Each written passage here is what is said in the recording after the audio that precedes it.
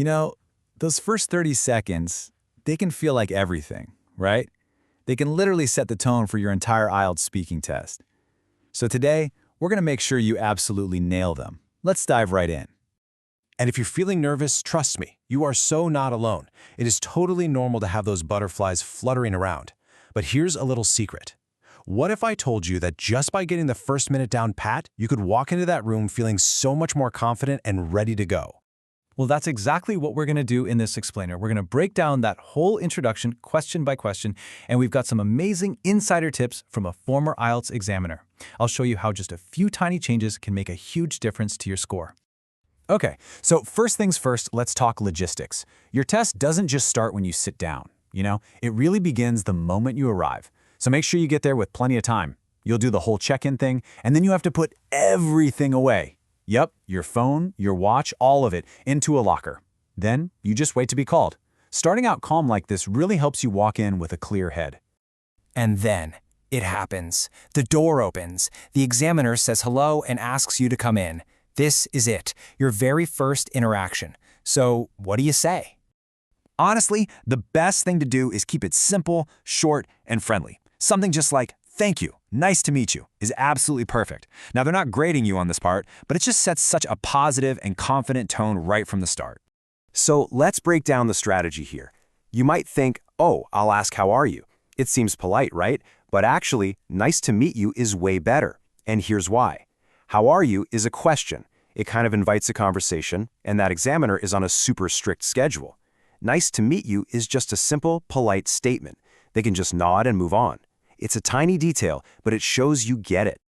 All right, you're sitting down. The examiner will then say, "The test is now being recorded," and boom, that's the official start. The second they hit that record button, the clock starts ticking on your 11 to 14-minute test. Okay, so now we're moving into the first kind of scripted part of the exam. This is your formal ID check. It's all about making sure you are who you say you are, and it's your first real chance to make a great impression with some clear, direct answers.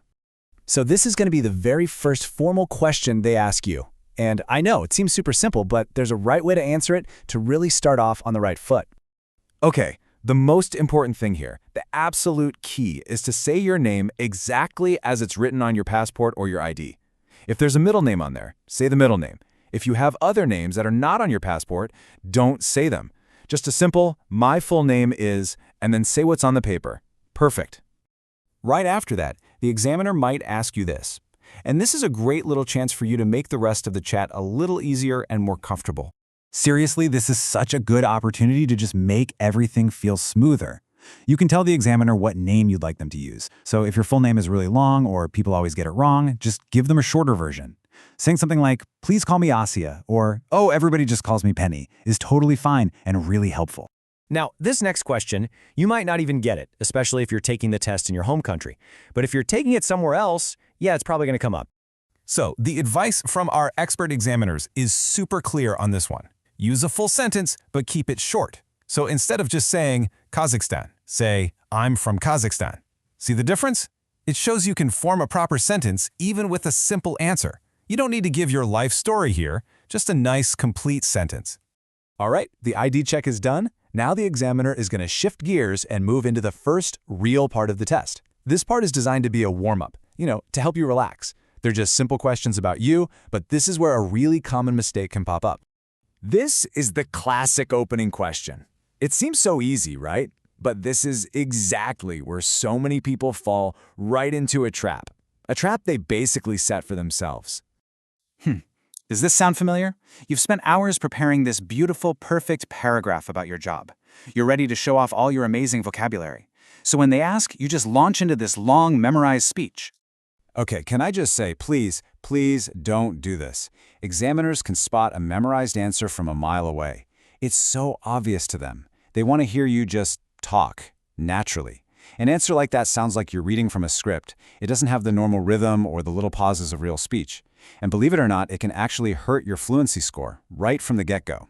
Instead, try something like this. It's so much better. See, it's short, it sounds natural, and it answers the question directly. It gives the examiner everything they need for this first question. Don't worry, you'll have plenty of time to give longer, more detailed answers later in the test. Okay, but what if you don't work or study? This is a really good question, and it can definitely throw people for a loop. Like, what if you're a stay-at-home mom, or you're between jobs right now? What are you supposed to say? Honestly, the best thing to do is just be truthful. But here's a great tip. Also mention what you were doing before.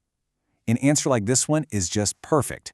It's honest and it gives the examiner a super easy topic, in this case your studies, to ask a follow-up question about.